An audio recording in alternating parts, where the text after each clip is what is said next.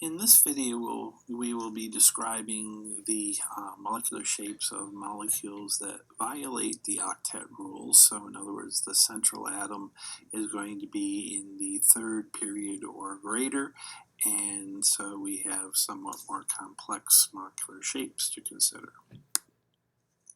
If there are 5 electron regions, the optimal structure turns out to be a situation where we have a combination of the shapes that we've already seen.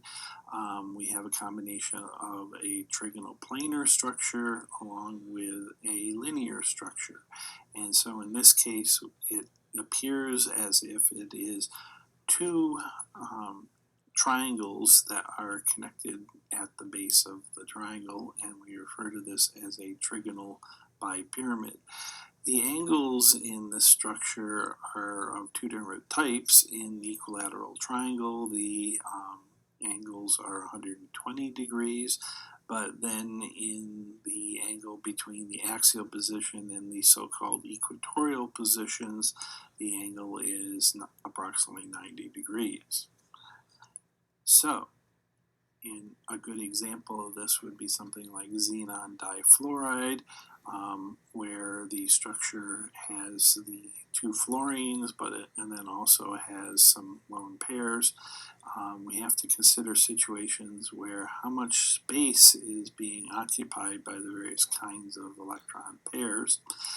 And so it turns out that the equatorial positions actually allow for the greater angles, and therefore makes it easier for the lone pairs to be located in equatorial positions as opposed to the axial positions. The bonding pairs between the xenon and the fluorine are somewhat elongated because they're being shared between two atoms as compared to the lone pairs, which are drawn tightly towards the central atom. And so therefore, generally, the structures that we will consider here, if we have lone pairs, we will preferentially put them into equatorial positions before we have to put them into axial positions. This slide summarizes the possibilities of the various shapes, and it's recommended that you memorize these. So if all 5 of the positions are bonding, as in something like PCl5, then the molecular shape is described as being a trigonal bipyramidal structure. If 4 of the positions are bonding and only 1 of them is the lone pair preferentially goes into the equatorial position, and this produces a structure that we describe as being a seesaw type structure. And so in this case, there are the 2 fluorines of SF4 that are located in equatorial positions, but then the second pair is also located in axial positions. And then the third example is something like chlorine trifluoride, and in this case there are 3 bonding regions and 2 lone pairs. In this case, both of the lone pairs go into the equatorial positions. This is a molecular shape that is described as T-shaped. And then finally we have 2 bonding regions and 3 lone pairs, and this is the example of xenon difluoride. All 3 of the lone pairs go to the equatorial positions, and we describe this being a linear structure. As the final possibility, if we have 6 electron regions, the electron regions will go to the corners of an octahedron where all the angles are 90 degrees. And so in this case, if all of them are bonding, the molecular shape, as in SF6, is described as octahedral. If we have 5 of the bonding regions and 1 lone pair, and in this case this is IF5, is a good example. In this case, we say that we have a square pyramidal molecular shape. And the final example here is 4 of the bonding regions and 2 lone pairs. To get the lone pairs as far away from one another as possible, we put them on opposite sides of the octahedron, and so in this particular case, this molecular shape for something like xenon tetrafluoride is described as being a square planar structure where all of the angles between the fluorine, the xenon, and the fluorine are approximately 90 degrees. At this point, we want to consider the effect that the size of the atom that is attached to the central atom has on the molecular shape and any kind of distortions that can occur. So, in our example of methane, where there were 4 bonding electron regions, the angles were all the optimized tetrahedral angle of 109.5.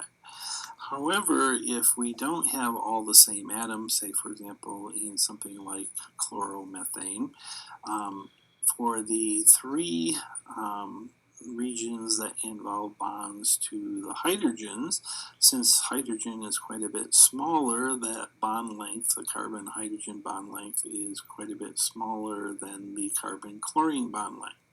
And so as a result, then, the electrostatic interactions between the hydrogen atoms is slightly greater than the interaction between the hydrogen and the chlorine.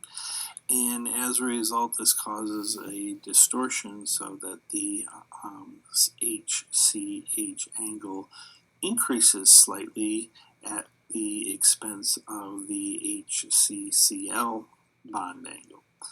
And this then produces a slight distortion, but ends up being a slightly more energetically stable situation for this particular molecule. So bond lengths can have an effect by the distorting of the structure, and this can also be a result of forming multiple bonds as well.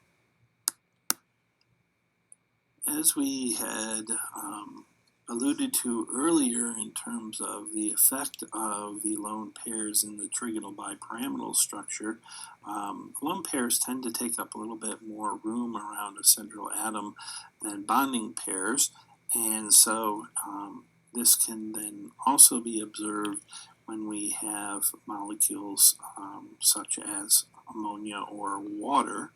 Turns out that if we compare the structures of methane to ammonia to water, we are essentially replacing a hydrogen that is attached to the central atom with a lone pair. And so the optimal structure, the tetrahedral structure, is observed in methane. The angle is pretty much the 109.5 degrees. But in the ammonia, since the lone pair takes up a little bit more room than the bonding NH bonds, there is a slight compression of the H and H angles, and this is observed experimentally. In the case of water, that is since there are 2 lone pairs, the angle is compressed even further. And then finally, we want to consider the effect of multiple bonds on any kind of distortions that are observed. So in the example that you see here, we have ethane. The formula for ethane is C2H4. There is a double bond between the 2 carbon atoms.